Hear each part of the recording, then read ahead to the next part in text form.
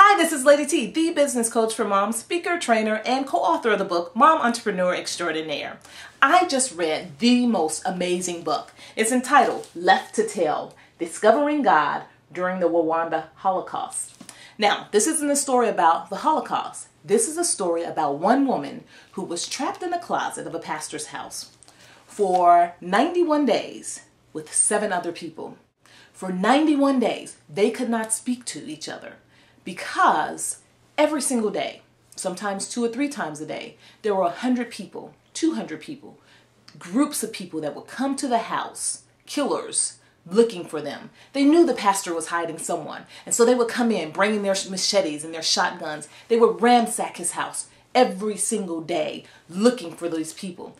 Every day, stabbing at his luggage to make sure he didn't have any babies hiding in there, tearing down his ceiling, just tearing his house apart, looking for these people. She talked about the things that she had to learn, like unconditional love, forgiveness, the power of prayer, and how to quiet the negative voice that spoke to her all the time as the people were ransacking the pastor's house looking for her. She had to learn how to quiet that voice that would say to her, "Why are you praying, Immaculee? They're going to kill you.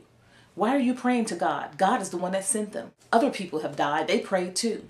You know how we have that negative voice? That's something that we all have in common. We've never been trapped in a bathroom for 91 days with 7 other people, right? I can speak for myself, I haven't.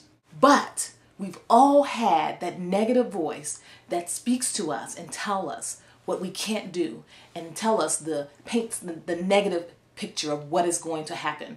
We all have that. And so even though she had a premonition of herself working at the UN, even though she had this outer body experience where she saw this cross that was on the door, the cross that was so bright that it was God's way of showing her that he was blinding the killers that were outside the door. It was so bright that it literally warmed her skin. She had these visions, so she knew she was getting out. And yet, the fear was so intense that she could feel it in her body. She said her skin would burn from the fear. We've all had, even though we know what we're supposed to do, we've all had that negative voice saying, "You can't do that. Oh, that may work for them, but it's not going to work for you." And the voice that tells you, "Oh, you're a bad mother anyway. You just fed them some quick food just so you can get back to your business. You're not going to become a millionaire. You can forget it. And anyway, you're a bad mother. You tried this before, remember, and it didn't work. You're not going to make it. You're never going to make it. The last business that you had failed. What makes you think this is going to work?" So how do you quiet that negative voice that's always in your ear? She calls it the devil. One thing, you have to visualize what you want.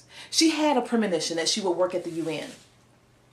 And she kept that in her mind to the point that she even asked the pastor to bring her during one of his visits to this 3x4 room, to bring her an English dictionary so she could teach herself how to speak English. You have to know what you want. You have to visualize it. Number 2, remember, keep in your mind your past crises and how you overcame them. We all have situations that we were in and we didn't think we could make it, and we did. But we forget about them because we move on. And then we bump into the next situation. You need to journal those. You need to keep those written out. And you need to keep them in your mind when you're facing your current crisis so that you can keep moving forward. Once Immaculee escaped and she was dropped off, by coincidence, in the same city where the UN was, she remembered that she can get a job there. And so she went down to get the job. And she went there every single day for 2 weeks. And they told her there were no jobs. And yet, because she had spent her time in prayer and she had that negative voice toned down just a little bit, she knew to keep going anyway. That's the other thing. You have to keep moving forward, regardless of what it looks like, regardless of how much money you're making, haven't made, what other people are doing, regardless. You have to take those tiny steps forward anyway. I know it's really hard for us as moms. We have so many responsibilities, so many other things going on. And yet, you have to keep moving forward. Another way to quench that negative voice is to go help someone else. You'll find that your life is not as bad as you thought when you can help someone else. So getting out and volunteering, getting out to do other work besides the work that's related to your business. And I know we don't have enough time. So you want to do something that you can incorporate with your children. For me, I go to the Generous Garden. And there I volunteer my time and work as the volunteer coordinator to make sure that I'm being fed, I'm blessing other people, and my children are learning new skills and meeting other people as well. It has nothing to do with my business at all. So go out and help other people. And the last point is to listen to other people's stories, those great success stories, and connect with them. You know, the internet is so wonderful because you can hear about the success that this new mompreneur is having. You can contact her on Facebook, even ask for phone numbers, exchange numbers, and connect with them by phone. So focus on other people's stories, stories of success, stories of people in crises, and they had to turn it around some kind of way. Find those stories and use that to keep yourself motivated. You have to hang out with those successful people, even if it's through social media. So one thing that Immaculee said was that the negative voice never ceased. It always plagued her.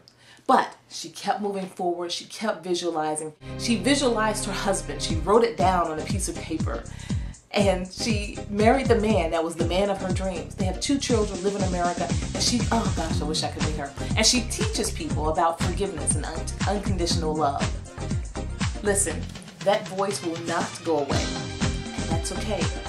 Keep your hand in God's hand. Do what you know you're supposed to do. This has been Lady T, the business coach for moms, reminding you that an empowered mom affects generations. So empower yourself.